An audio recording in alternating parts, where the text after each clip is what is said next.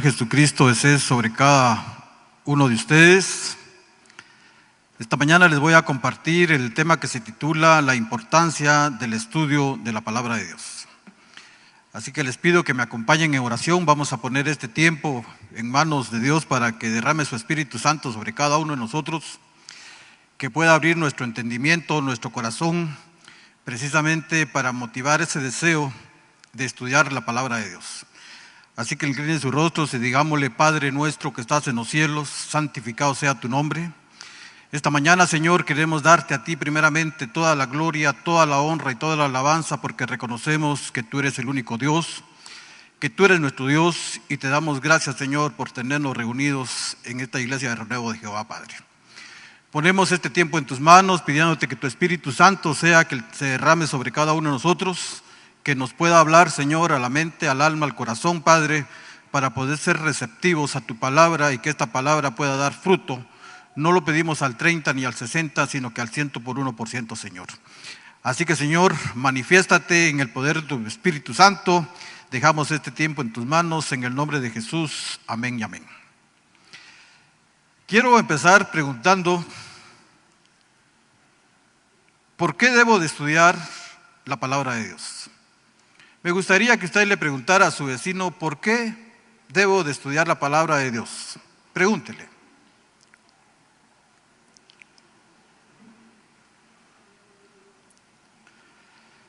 Ahora hagamos lo contrario.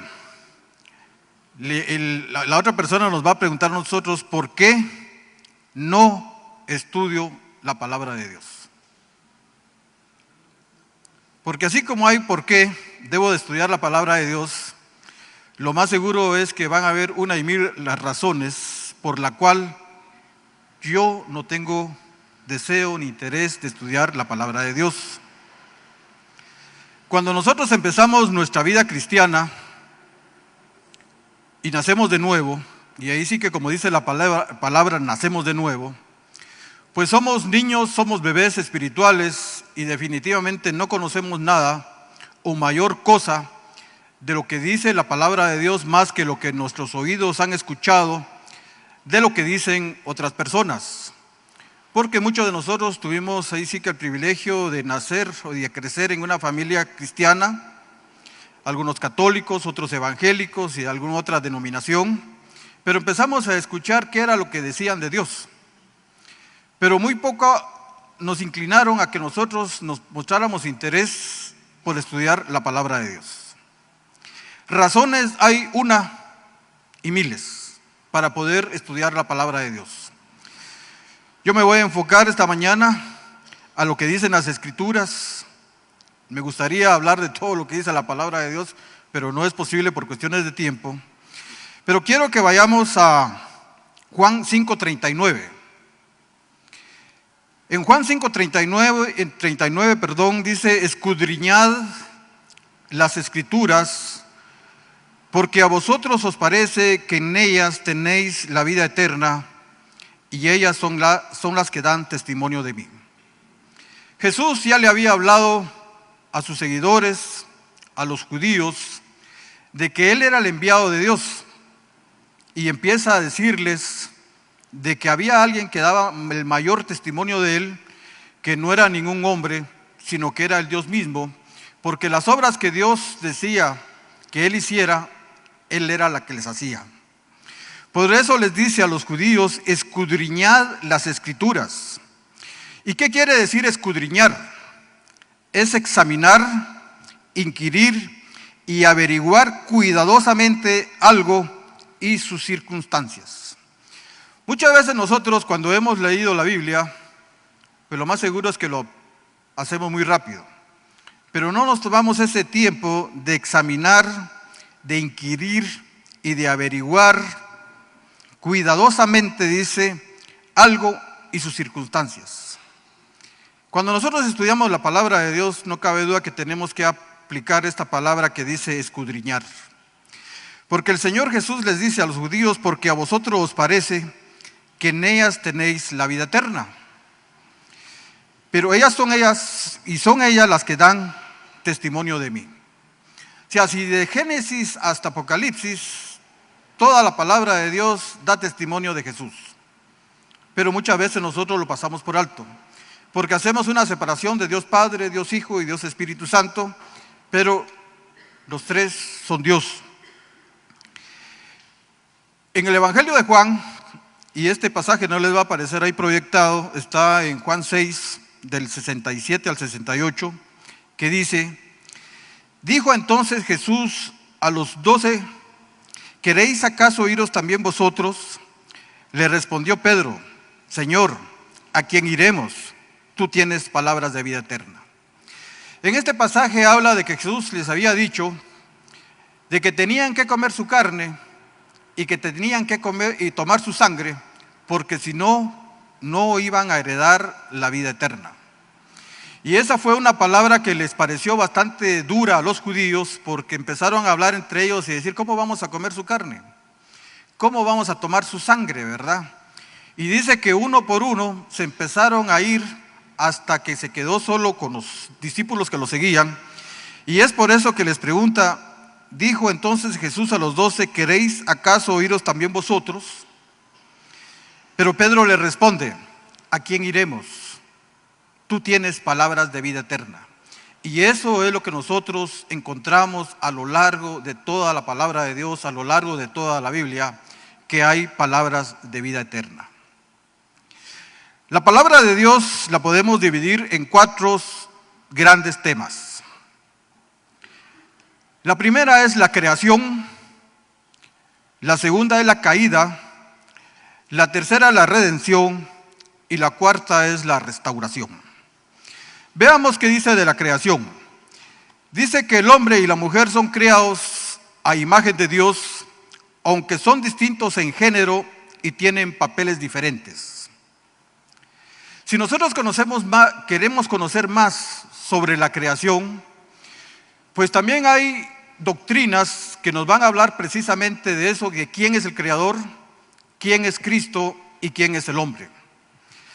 Hay una doctrina que se llama teología propia, que habla precisamente de Dios. Está la cristología, que habla de Cristo no solo en el Nuevo Testamento, sino que en el Antiguo Testamento.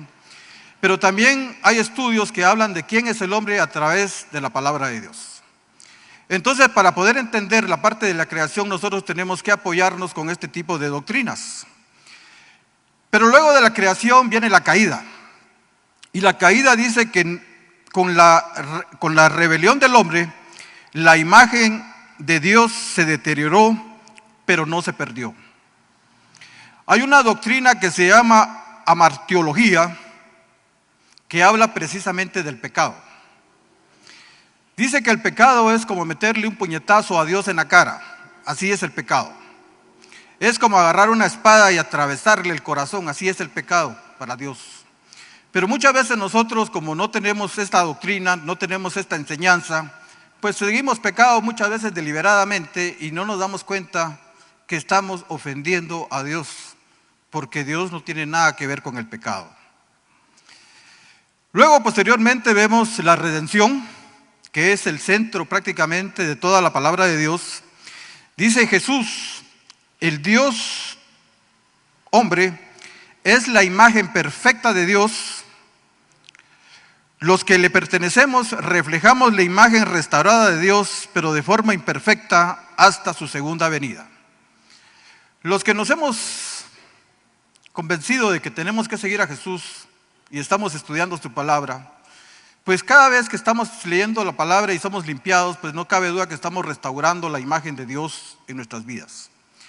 Si hacemos una comparación cómo éramos antes de nacer de nuevo y cómo somos hoy día, pues vamos a ver muchas diferencias. Algunos de nosotros ya no hablan malas palabras, y ya no hablamos mal de la gente, ya no nos emborrachamos, ya no nos drogamos, ya no participamos de la fornicación, del adulterio, etcétera, etcétera, ¿verdad? Porque no cabe duda que la imagen de Dios cada día se va impregnando en la vida de cada uno de nosotros. Pero lo más interesante, y es lo que nos debería llamar la atención a nosotros, es la restauración. Y esa doctrina que habla de la restauración se llama escatología, y es cuando Cristo vuelva. los creyentes manifestarán perfectamente la imagen de Dios para siempre. Solo hasta que estemos en la presencia del Señor en su segunda venida, vamos a lograr ser perfectos totalmente. Mientras tanto, estamos en ese proceso de santificación. Posiblemente avanzamos 5 pasos, retrocedemos 1, pero tenemos que retomar impulso nuevamente y continuar nuestro recorrido, nuestro peregrinaje, hasta llegar a la presencia de Dios. Dice que Dios se ha revelado a la humanidad de 2 maneras. Una es la revelación general y otra es la revelación especial. La revelación general es aquella que ha llegado a aquellas personas que nunca han tenido una Biblia en sus manos. Hay lugares donde todavía no han podido tener la Biblia, pero Dios ya puso en el corazón de esas personas lo que es bueno y lo que es malo. Y si la Biblia no llegara a manos de ellos, ellos van a ser juzgados a través de la revelación general, porque ya saben qué es bueno y saben qué es malo. Por ejemplo, si yo les pregunto a ustedes, ¿matar es bueno o matar es malo? Sin necesidad que abramos la Biblia y busquemos los 10 mandamientos, nos vamos a dar cuenta que matar es malo. Y eso lo sabíamos desde un principio. Pero la revelación especial se la encomendó Dios al pueblo de Israel y a la iglesia. Entonces vamos a ver el estudio de la palabra de Dios en el Antiguo Testamento.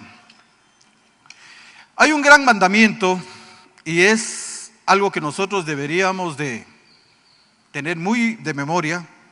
Dice que Dios mandó al pueblo de Israel a través de Moisés que enseñara sus mandamientos para ponerlos por obra a donde quiera que fueran. En Deuteronomio 6:1 encontramos que dice: estos pues son los mandamientos, estatutos y decretos que Jehová vuestro Dios mandó que os enseñase, para que los pongáis por obra en la tierra a la cual pasáis vosotros para tomarla. Cuando hablamos de mandamiento, pues nosotros viene a nuestra mente los 10 mandamientos. Cuando hablamos de estatutos, son reglas, son leyes. Pero cuando hablamos de decretos, son propósitos eternos que están dados en el consejo de Dios. Entonces, dice acá, vuestro Dios mandó que os enseñase. Y donde hay una enseñanza tiene que haber un aprendizaje. Donde hay una enseñanza tiene que haber un maestro, pero también tiene que haber un alumno. Pero no es solo para llenar la mente de conocimiento, sino que es para ponerla en obra, dice. Tenemos que practicarlo. Todo lo que encontramos en la palabra de Dios no es solo para guardarla en la mente, en el corazón, en el alma, sino que es para que se vea reflejada con nuestras acciones. Porque a eso nos tiene que conducir el estudio de la palabra de Dios.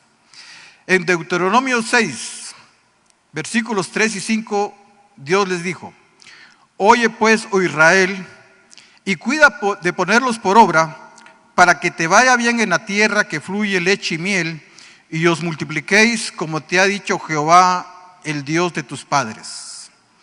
Entonces aquí nuevamente están haciendo énfasis en que tenemos que ponerlos por obra. Muchos de nosotros conocemos mucho la palabra de Dios, sabemos de la palabra de Dios, pero muchas veces no lo reflejamos con nuestros actos. Muchas veces lo aplicamos y los manifestamos aquí dentro de la iglesia, pero muchas veces en el hogar o en el trabajo o en la calle es otra cosa lo que la gente mira de nosotros. Nosotros como hijos de Dios, como cristianos, como discípulos, etcétera, etcétera, tenemos que manifestar realmente que la palabra de Dios es viva y eficaz en el corazón de cada uno de nosotros. El Señor le dice: oye Israel, Jehová nuestro Dios, Jehová uno es. Las naciones circunvecinas de Israel tenían muchos dioses, eran idólatras, pero el Señor hace énfasis acá de que dice Jehová uno es, y hay un solo Dios. Un solo Dios con la manifestación de Dios Padre, Dios Hijo y Dios Espíritu Santo, pero es Dios la esencia. Y continúa diciendo: y amarás a Jehová tu Dios de todo tu corazón, de toda tu alma y con todas tus fuerzas. Yo no sé cuánto realmente usted ama a Dios. Si lo ama, como dice acá, con todo su corazón, con toda su alma y con todas sus fuerzas. Porque si nosotros amáramos al Señor con todo nuestro corazón, con toda nuestra mente y con todas nuestras fuerzas, pues no cabe duda de que el poder de la palabra de Dios se manifestaría plenamente en nuestras vidas. Ya no seríamos las personas que muchas veces hoy día conocen, seríamos transformados completamente a la imagen de Dios. En Deuteronomio 6, versículos 6 al 9 dice: y estas palabras que yo te mando hoy estarán sobre tu corazón, y las repetirás a tus hijos, y hablarás de ellas estando en tu casa y andando por el camino, y al acostarte y cuando te levantes. O sea, qué tan importante es que nosotros lo que estamos aprendiendo de la palabra de Dios se lo transfiramos nuevamente a ¿quiénes? A nuestros hijos.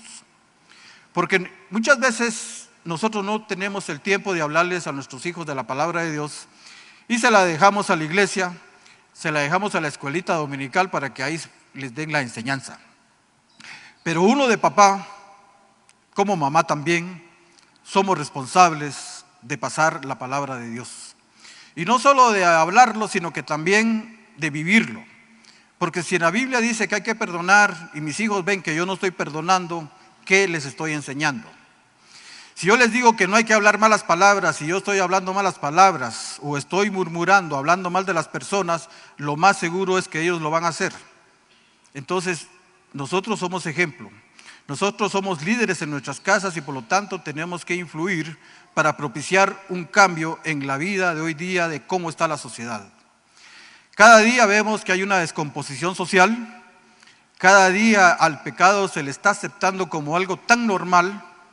Cometer adulterio ya no lo ven mal los de la sociedad, andar en fornicación tampoco, mentir, robar, todo es aceptable hoy día y hasta es aplaudido. Podemos ver personas que han robado grandes cantidades de dinero, que tienen un montón de seguidores y qué tristeza da, sinceramente. Porque muchas veces han lapidado los recursos del Estado que podrían propiciar hospitales bien abastecidos, escuelas bien edificadas, buenas carreteras y una buena seguridad. Pero de eso nada se refleja. Y dice, y las atarás como una señal en tu mano y estarán como frontales entre tus ojos. O sea, tenemos que guardarla aquí en nuestra mente. Y las escribirás en los postes de tu casa y en tus puertas.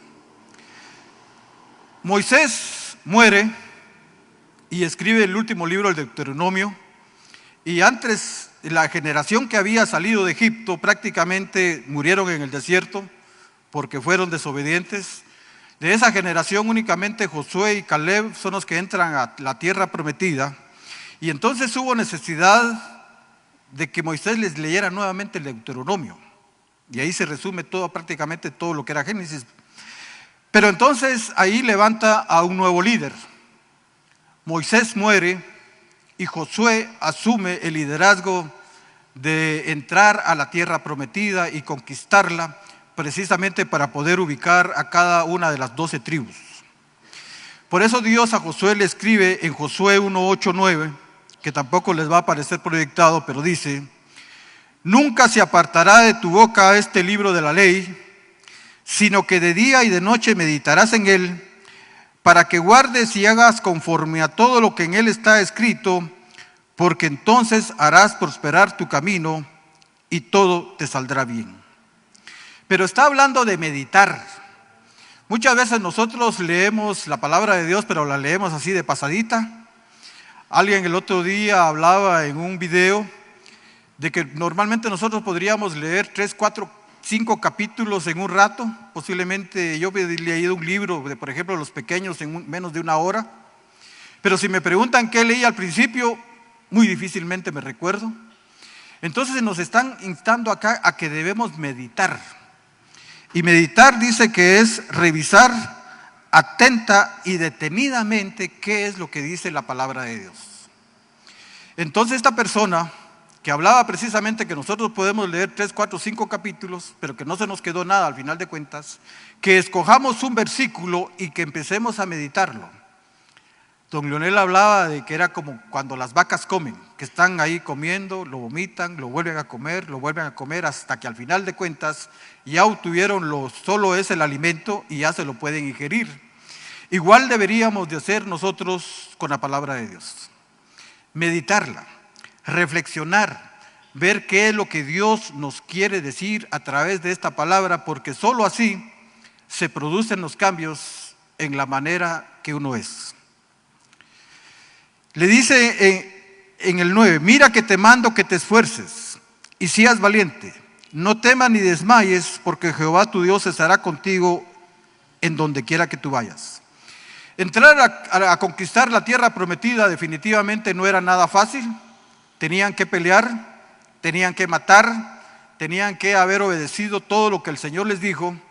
Por lo tanto dice, esfuérzate y sé valiente. Y eso mismo sucede cuando uno tiene que estudiar la palabra de Dios.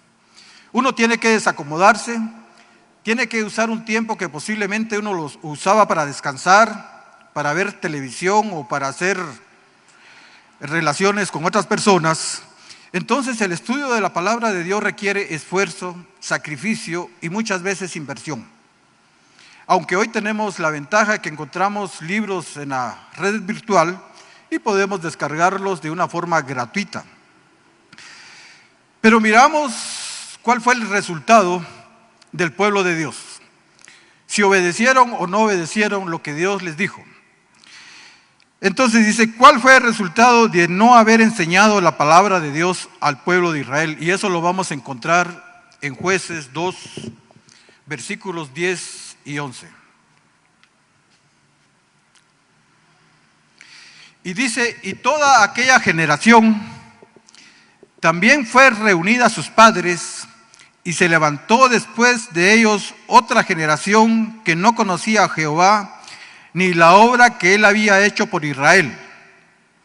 Después los hijos de Israel hicieron lo malo ante los ojos de Jehová y sirvieron a Baales.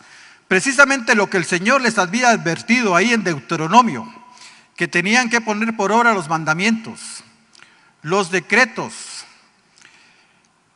todo lo que Él les dio.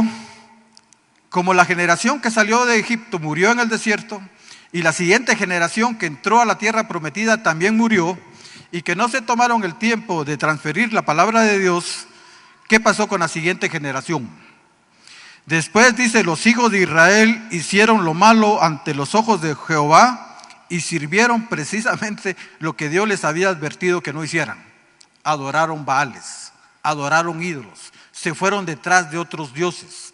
Por eso Dios les había dado la orden de que exterminaran a toda mujer, a todo hombre y a todo niño, porque precisamente eran naciones paganas, que por más que Dios les hablara no iban a cambiar. Y es por eso que para ellos entrar a un lugar y no tener ningún tipo de contaminación, pues ellos tenían que exterminar a toda la población, algo que ellos no hicieron. Tuvieron consideraciones a las mujeres, posiblemente vieron algunas muy bonitas, vieron a los niños, les tuvieron consideraciones también. ¿Y qué pasó? Al cabo del tiempo ellos estuvieron mezclados con estas mujeres y ya crearon una nueva generación que tenían, ya traían por herencia, pues, ¿verdad?, adorar ídolos, adorar a los Baales. ¿Qué pasa cuando no se tiene conocimiento correcto de la palabra de Dios? Hoy día hay muchas enseñanzas, hay muchos estudios, pero posiblemente no nos está llegando la enseñanza bíblica correcta. Pero veamos qué pasó con el pueblo de Israel, y eso lo encontramos en Oseas 4:6, que dice, mi pueblo fue destruido porque le faltó conocimiento. Por cuanto desechaste el conocimiento, yo te echaré del sacerdocio, y porque olvidaste la ley de tu Dios, también yo me olvidaré de tus hijos. Ellos no conocieron a Dios, no conocieron su palabra, y por lo tanto hicieron todo lo contrario y sufrieron el castigo, y eso lo vamos a ver más adelante. Entonces dice que el corazón de Dios, el mayor deseo de Dios es que sus hijos aprendan a ser santos como Él es santo. Vamos a ver aquí cuántos santos hay, que levanten la mano. Tal vez no hemos llegado a la perfección, pero estamos haciendo la lucha, porque para eso precisamente venimos a la iglesia. Venimos a escuchar palabra de Dios para que nos limpie. Y si todavía no hemos sido limpiados, pues yo los invito a que se metan a hacer estudios bíblicos para poder ser limpiados totalmente y poder manifestar la imagen de Cristo de otra manera. Encontramos en Levítico 19:2 que Dios les dice: habla a toda la congregación de los hijos de Israel y diles: santos seréis, porque santo soy yo, Jehová vuestro Dios. Entonces, si el Señor nos está diciendo que seamos santos, ¿qué tenemos que hacer nosotros? Pues ser santos. Pedro lo escribe en sus 2 epístolas: sed santos porque yo soy santo, dice. O sea, no es algo que quedó solo en el Antiguo Testamento y no se escribió para la iglesia, porque en las epístolas se escribe para las iglesias.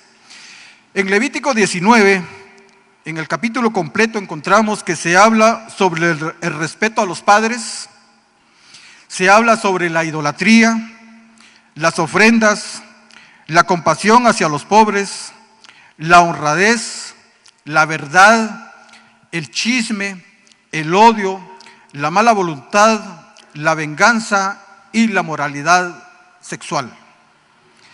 El mandato de ser santos se aplica a lo moral como a lo ritual, porque recuerden que el pueblo de Dios tenía que cumplir con un montón de ritos.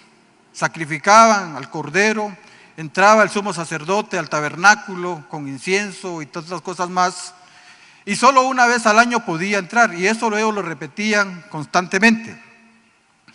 Entonces dice: el mandato de ser santos se aplica a lo moral como a lo ritual.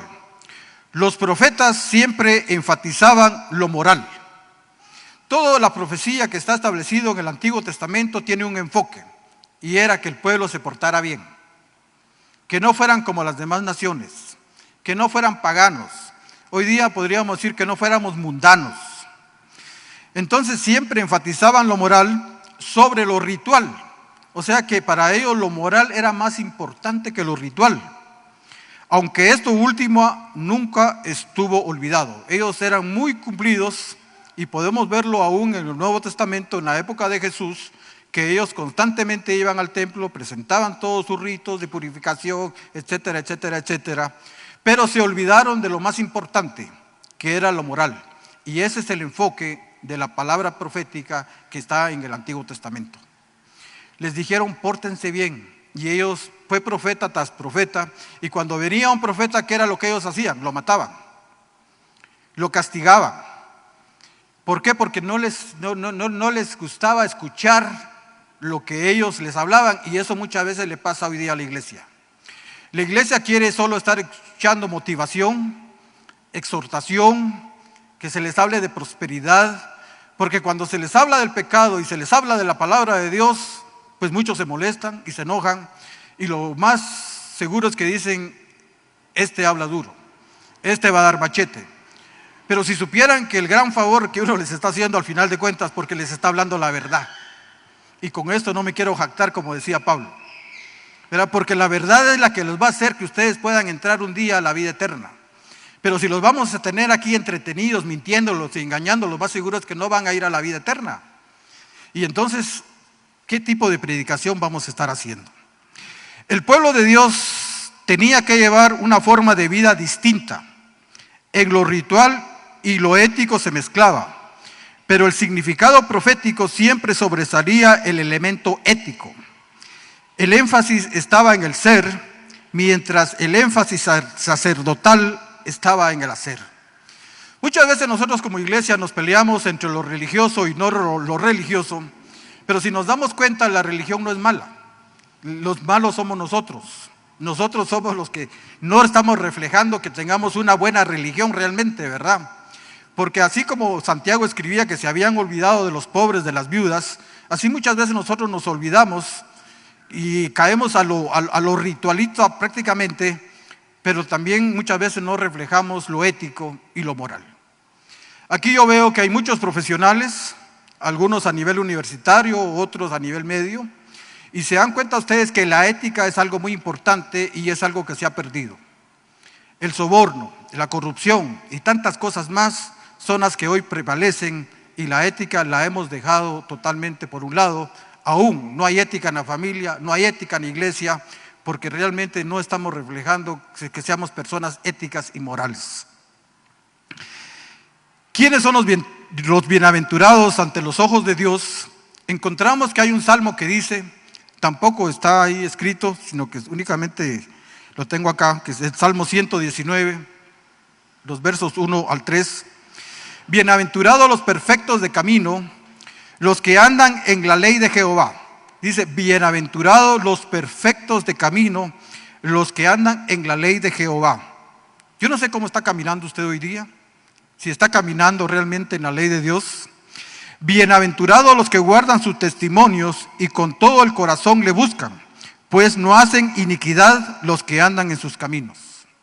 Toda aquella persona que se ha sometido a la palabra de Dios ya no es injusta, ya no participa de las cosas malas, al contrario, se aparta, porque el llamado es a ser santos.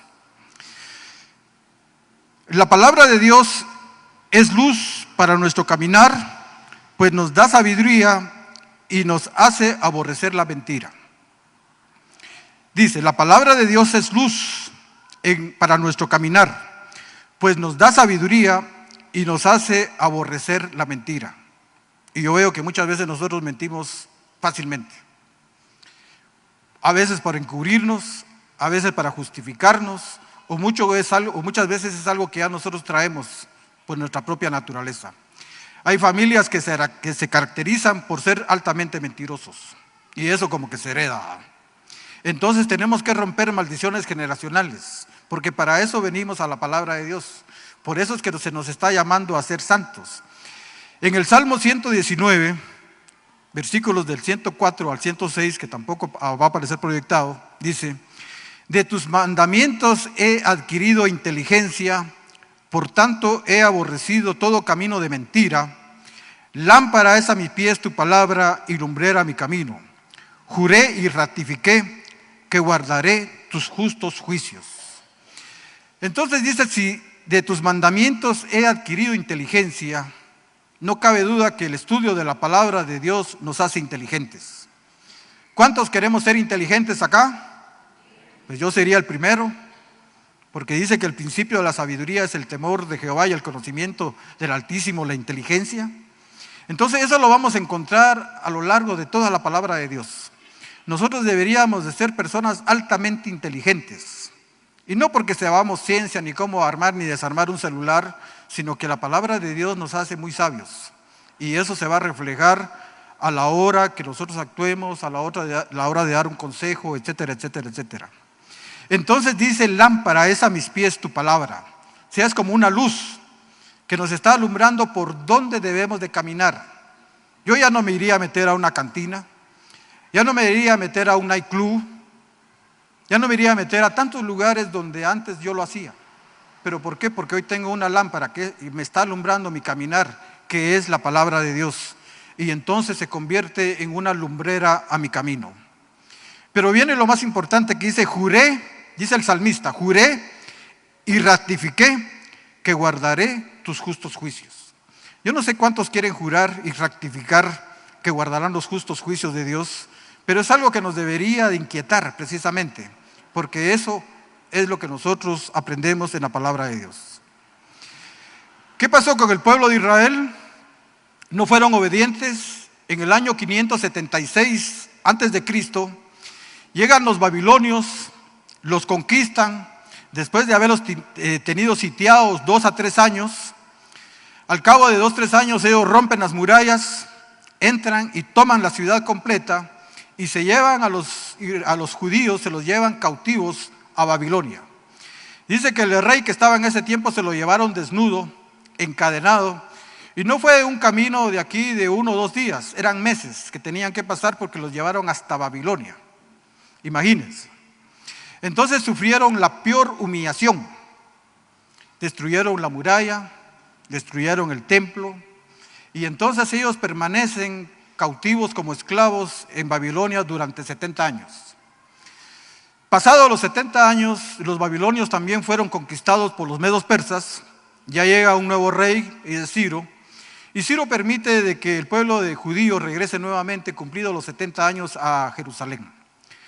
La primero que hacen es reconstruir el templo, y hay una segunda migración, podríamos decir, donde Nehemías se entera de que aún la muralla estaba tirada por los suelos y él le da pesar en su corazón y regresan y reconstruyen el muro.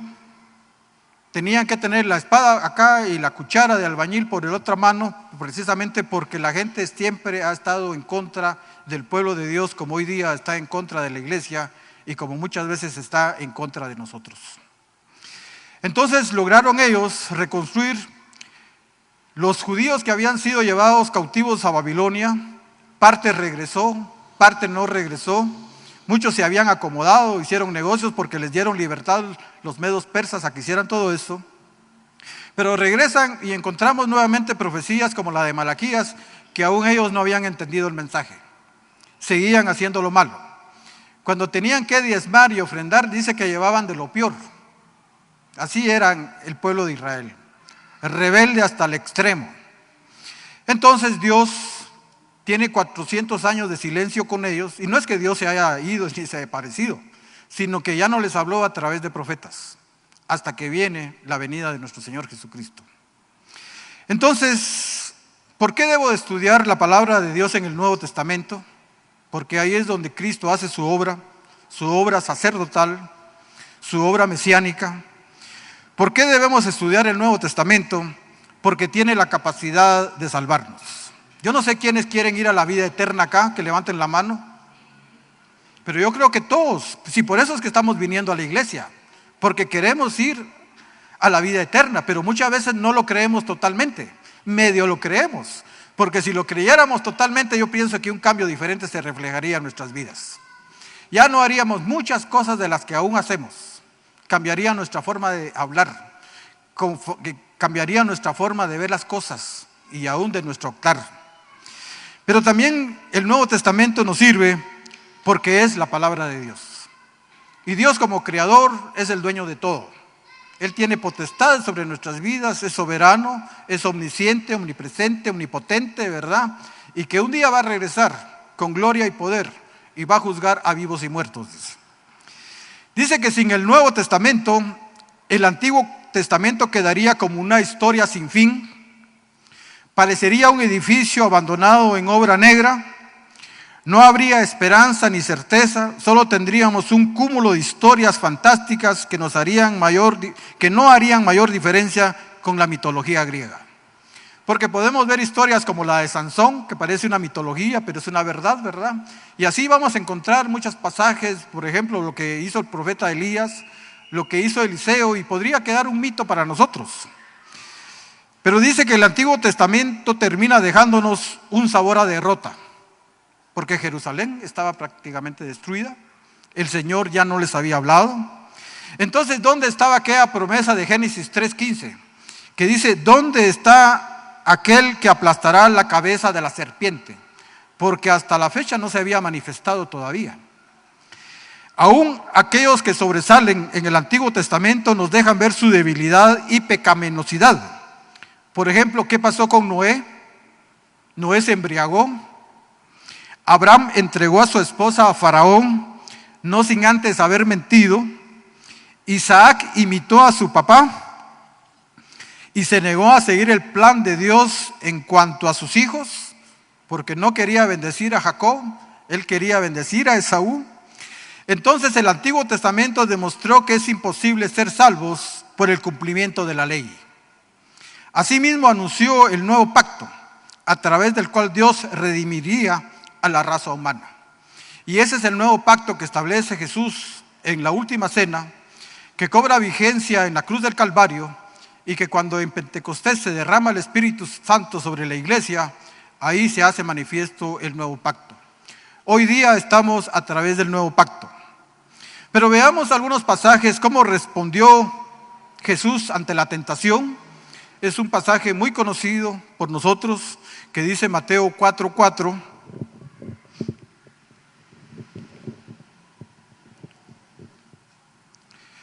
Él le respondió y dijo, escrito está, no solo de pan vivirá el hombre, sino de toda palabra que sale de la boca de Dios.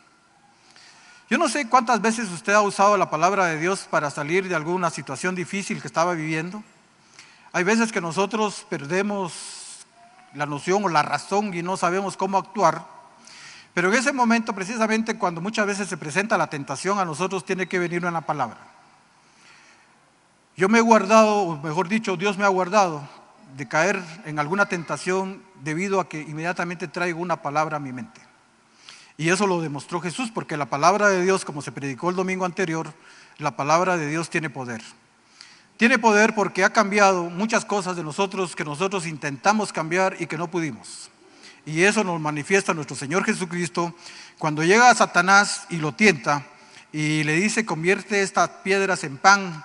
Y el Señor le dice: escrito está, no solo de pan vivirá el hombre, sino de toda palabra que sale de la boca de Dios. Si bien es cierto que nosotros necesitamos el alimento físico, necesitamos desayunar, almorzar, cenar y sus respectivas refacciones, pero también necesitamos de la palabra de Dios. Por eso hay muchas personas inmaduras que no han crecido en la fe, que todavía siguen manifestando las obras de la carne, porque precisamente no han muerto a todo eso malo. ¿Por qué? Porque no se han metido a estudiar la palabra de Dios. La palabra de Dios lo limpia a uno, y yo lo puedo dar por testimonio. Pero veamos qué pasa con los que oyen y entienden la palabra de Dios. Mateo 13:23 dice: mas el que fue sembrado en buena tierra, este es el que oye y entiende la palabra y da fruto, y produce a 100, a 60 y a 30 por uno. Yo pregunto, ¿quiénes están oyendo esta prédica? Que levanten la mano. ¿Quiénes la están entendiendo? ¿Quiénes saben que tienen que dar fruto? Porque fíjense que el fruto de esta prédica tiene que ser que todos estudiemos la palabra de Dios. Porque si no, solamente se quedó en haberlo escuchado. Posiblemente no lo entendí y por lo tanto no va a dar fruto. Y el Señor quiere que de todo demos fruto, pero frutos dignos de arrepentimiento, frutos de alabanza que confiesen su nombre y sobre todo el fruto del Espíritu Santo. La gente tiene que ver reflejada, porque dice que el fruto del Espíritu Santo no es para que nosotros nos lo comamos. El fruto del Espíritu Santo es para otras personas, para que puedan ver ellos que hay amor, que hay gozo en nuestras vidas, que hay paz, que hay paciencia, que hay benignidad, fidelidad, mansedumbre y templanza, porque si estas características del fruto del Espíritu Santo están en nuestras vidas, no necesitamos de ningún tipo de ley. Pero muchas veces nosotros necesitamos de las leyes todavía. Muchas veces no respetamos las leyes de tránsito, las leyes civiles, las leyes penales, etcétera, etcétera, ¿verdad? Entonces mucho menos vamos a respetar las leyes de Dios. Y es por eso que no hay fruto. Entonces dice que el que oye y entiende la palabra da fruto. Lo da fruto que produce a 100, a 60 y al 30 por 1%. Dice también que la palabra de Dios nos santifica. En Juan 17:17 encontramos: santifícalos en tu verdad, tu palabra es tu verdad. ¿Quiénes quieren ser santos? Pues tenemos que someternos a la palabra de Dios. Porque eso fue lo que dijo el Señor Jesús en su oración sacerdotal antes de ir a la cruz del Calvario. Dijo: santifícalos en tu verdad, tu palabra es verdad. Yo no sé si todavía a nosotros nos cuesta entender que la palabra de Dios es absoluta, que no es una verdad a medias ni es una verdad relativa, pero por eso tenemos que someternos a estudiar la palabra de Dios con sus diferentes doctrinas, como hice mención en un principio, como es la teología propia, como es la cristología, como es la antropología, como es la abartología, como es la eclesiología, la soteriología, porque la soteriología, por ejemplo, habla de la salvación. Muchas veces para poder entender la palabra de Dios tenemos que someternos al estudio de estas doctrinas, porque de lo contrario no vamos a entender, porque hay pasajes muchas veces que no lo entendemos. Necesitamos que personas teólogos que han estudiado y que se tomaron su tiempo para escribir libros, por ejemplo, o escribir sobre estas doctrinas, pues nos clarifican la mente y nosotros podamos entenderlo más fácilmente. Pero dice que también la palabra de Dios es un ejemplo para no cometer los mismos errores o los mismos pecados que cometió el pueblo de Israel. El pueblo de Israel sale de Egipto, entran al desierto y empiezan a caminar, pero ellos nunca se olvidaron de sus antiguos hábitos que hacían. Ellos en el desierto todavía fueron idólatras, porque cuando Moisés no bajaba con las tablas de los 10 mandamientos, ¿qué fue lo que le pidieron a Aarón? Juntaron todo el oro de los zarcillos, de los aretes y saber ni qué cosas más tenían las mujeres e hicieron un becerro de oro. Cuando Moisés baja se indigna pues de ver que ellos no habían entendido todavía. Habían visto todos los milagros que Dios había hecho con las diferentes plagas para que pudieran salir y aún así ellos no entendieron. Pero también ellos idolatraron en el desierto, fornicaron, que es un mal que cuesta erradicarlo y que solo con la ayuda de Dios lo puede erradicar uno, porque el mundo nos incita precisamente a eso, a andar en la fornicación. Hoy es algo que se ha vuelto tan común. Yo digo, es un espíritu que anda, porque muchas veces los que andan en fornicación, el hombre inmediatamente se entiende con la mujer que también anda en fornicación. Entonces, también algo que hicieron los judíos en el desierto fue que tentaron a Dios, ¿verdad? Porque reclamaban que se habían cansado de comer maná y les mandan codornices, que no encontraban agua. Y Moisés, ya enojado, golpea la peña y no le clama a Dios, y por eso Moisés se perdió entrar a la tierra prometida. Entonces encontramos en 1 Corintios 10, versículos 11 y 12 que dice: y estas cosas acontecieron como ejemplos y están escritas para amonestarnos. ¿Qué es una amonestación? Es una llamada de atención.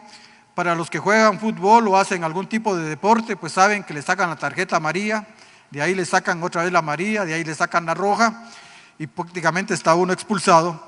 Pues dice, están escritas para amonestarnos a nosotros, a quienes han alcanzado los fines de los siglos, así que el que piensa estar firme, mire que no caiga. O sea, la palabra de Dios nos amonesta, si es que nosotros la podemos percibir como tal. Nos advierte cuáles son las consecuencias de la desobediencia, cuáles son las consecuencias del pecado, pero nos cuesta entenderlo. ¿Por qué? Porque muchas veces todavía nuestro entendimiento está entenebrecido para que no se resplandezca, ahí sí que el resplandor de la luz de Jesús, que es Cristo Jesús. El estudio de la palabra de Dios nos da sabiduría y capacidad para salvarnos. En 2 Timoteo, capítulo 3, versículos del 14 al 15, encontramos que dice, Pablo le escribe a Timoteo: persiste tú en lo que has aprendido y te persuadiste, sabiendo de quién has aprendido, y que desde la niñez has sabido las sagradas escrituras, las cuales te pueden hacer sabio para la salvación por la fe que es en Cristo Jesús. Entonces la palabra de Dios, nuevamente recalcamos, como vimos en el Salmo, nos da sabiduría y nos da la capacidad para poder ser salvos. Pero Pablo le escribe a Timoteo, le dice persiste, o sea, mantenerse. Y que aprendiste y te persuadiste. O sea, que nosotros tenemos que estar totalmente convencidos. Por eso dice que la fe es la certeza de lo que se espera, la convicción de lo que no se ve. Nosotros tenemos que haber aprendido y estar persuadido que lo que dice la palabra de Dios, eso es, y que no va a haber variación. El estudio de la palabra de Dios nos perfecciona y nos prepara para buenas obras. ¿Y cuál es la buena obra? La santificación. En 2 Timoteo 3, 16, 17 encontramos a continuación del pasaje anterior que dice que toda la escritura es inspirada por Dios y útil para enseñar, para redarguir, para corregir, para instruir en justicia, a fin de que el hombre de Dios sea perfecto, enteramente preparado para toda buena obra. Cuando dice enseñar, se está refiriendo a explicar. Cuando está hablando para redarguir, pues tenemos que nosotros muchas veces ser autocorregidos para poder entender la palabra de Dios. La corrección está hablando de disciplina y instruir está poniendo de comunicar ideas, conocimientos y doctrinas. ¿Por qué? Porque Dios quiere que seamos perfectos. ¿Y qué quiere decir la palabra perfectos? Que seamos íntegros, que seamos justos. Y nosotros sabemos que no somos íntegros en muchas cosas. Todavía no somos justos, practicamos la injusticia, cuando mentimos, cuando favorecemos a alguien, cuando tenemos preferencias, no estamos actuando con justicia. Entonces, no cabe duda que la palabra de Dios es algo muy grande para cada uno de nosotros. Pero dice que el estudio de la palabra de Dios nos protege contra las falsas enseñanzas o las falsas doctrinas, o sea, las herejías. En 2 Timoteo 4, versículos 3 y 4 encontramos que dice, yo no tomé de la Reina Valera este pasaje que voy a leer, sino que fue de otra versión, que dice, llegará el tiempo en que la gente no escuchará más la sólida y sana enseñanza. Dice, llegará el tiempo en que la gente no escuchará más la sólida y sana enseñanza, seguirán sus propios deseos y buscarán maestros que les digan lo que sus oídos se mueren por oír. Y muchas veces la iglesia ha caído eso.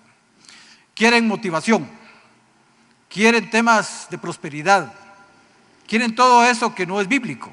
¿Por qué? Porque tenemos comezón, como dice, por escuchar eso. Y entonces dice, rechazarán la verdad porque no quieren escuchar la palabra de Dios e irán detrás de mitos, detrás de fábulas. Entonces, como dice que la palabra de Dios es una advertencia, no cabe duda, yo no sé cómo está usted con el estudio de la palabra de Dios, pero es una motivación, es una exhortación y es una advertencia en un momento dado, porque muchas veces usted no va a llegar a conocer todo el consejo de Dios porque no se ha sometido a la palabra de Dios. Quiero concluir con esto. ¿Por qué no estudiar la palabra de Dios? Que yo sé que muchos están en ese grupo de que no están estudiando la palabra de Dios. En Marcos 13, 30, 32 encontramos que dice, de cierto os digo que no pasará esta generación hasta que todo esto acontezca. Dice, de cierto os digo que no pasará esta generación hasta que todo esto acontezca. El cielo y la tierra pasarán, pero mis palabras no pasarán. ¿Qué nos está diciendo? Que todo va a dejar de existir. Su carro, su casa, sus bienes, etcétera, etcétera. Su cuenta de banco, sus tarjetas de crédito, ¿qué más? Todo. Pero la palabra de Dios va a permanecer para siempre. Pero aquel día y la hora nadie lo sabe, ni aun los ángeles que están en el cielo, sino el Hijo, ni el Hijo, sino solo el Padre. Si nadie lo sabe, ¿qué nos toca a nosotros como iglesia? ¿Qué nos toca a nosotros como hijos de Dios? Pues estar preparados, porque no se sabe la hora. Así como el ladrón llega de repente, así mismo el Señor va a regresar en su segunda venida y nos va a encontrar desprevenidos. Así como agarraron a los del diluvio que estaban tomando, bebiendo, comiendo, dándose en casamiento, etcétera, etcétera, así nos va a agarrar la segunda venida de Jesús. Entonces, pero también hay una advertencia, dice que no podemos añadirle ni quitarle a la palabra de Dios. En Apocalipsis 22, 18 al 19 encontramos que dice, yo testifico a todo aquel que oye las palabras de la profecía de este libro, si alguno añadiere a estas cosas, Dios traerá sobre él las plagas que están escritas en este libro. Y si alguno quitare de las palabras del libro de esta profecía, Dios quitará su parte del libro de la vida y de la santa ciudad y de las cosas que están escritas en este libro. Entonces no podemos añadirle ni quitarle a la palabra de Dios, pues nos metemos en serios problemas con Dios. Y lo que menos queremos nosotros tener es problemas con Dios. Entonces esto nos debe motivar realmente a nosotros con mucha humildad, con mucha mansedumbre y con mucha obediencia, someternos al estudio de la palabra de Dios. Dice, ¿cómo debemos de presentarnos ante Dios? Encontramos en 2 Timoteo 2:15 que dice, procura con diligencia presentarte a Dios aprobado, como obrero que no tiene de qué avergonzarse, que usa bien la palabra de verdad. Con este versículo empiezan los estudios de INSTE. INSTE es un instituto teológico por extensión. Tuvimos la dicha de tener en el primer grupo 9 estudiantes que se graduaron del primer nivel. Estamos siguiendo el segundo nivel, 6. Y yo los animo, si su deseo es estudiar la palabra de Dios, que ustedes se acerquen al pastor o a mí precisamente para poder entrar en esos estudios formales y poder conocer a Dios perfectamente a través de todas sus doctrinas. Porque dice, procura con diligencia, y la diligencia requiere esfuerzo, y obreros son aquellas personas que están trabajando para el reino de Dios. Pero muchas veces viene el enemigo y pone obstáculos, pone tropiezos, y lo que mejor se puede manifestar en uno es la pereza, la negligencia, la apatía. Y muchos dicen, no, que eso que lo estudien los intelectos, que lo estudien los que saben leer y escribir, pero aún no sabiendo leer y escribir, usted puede escuchar la palabra de Dios audiblemente, porque a este extremo ha llegado hoy la tecnología. Así es de que yo los animo a que estudien la palabra de Dios, y yo sé que muchas veces necesita uno de alguien más que le explique, porque la palabra de Dios también hay que saberla estudiar. No se puede leer solo por leerla, porque muchas veces vamos a percibir muy poco. Necesitamos realmente ser acompañados de este tipo de doctrinas, como es la teología propia, como es la antropología, como es la cristología, la eclesiología, la soteriología, la escatología, todo eso, porque eso nos van a ayudar a tener un mejor entendimiento de lo que es la palabra de Dios. Así que los animo a que se pongan de pie, vamos a orar para darle gracias a Dios por esta palabra, que como dice Isaías, espero que no regrese vacía, sino que esta palabra, para los que lo oyeron, la entendieron, pueda dar un fruto y que esto realmente se pueda manifestar en ver aquí en la iglesia grupos estudiando la palabra de Dios. Así que digámosle, Padre Santo que estás en los cielos, nuevamente Señor, te damos gracias. Gracias Señor porque he escuchado tu palabra, te doy gracias Señor porque me has dado la oportunidad de predicar tu palabra y te pido Señor que así como está en el libro de Isaías, que esta palabra no regrese vacía Señor. Realmente esta palabra era para ponerle atención, haberla escuchado atentamente Señor para poder entenderla y sobre todo Señor que ese fruto anhelado en la vida de cada uno de tus hijos, de tus creyentes, de tus discípulos Señor se pueda ver reflejada con nuestra actitud. Así que te damos gracias, bendecimos tu nombre, en el nombre de Jesús, amén y amén, y démosle un fuerte aplauso a nuestro Creador.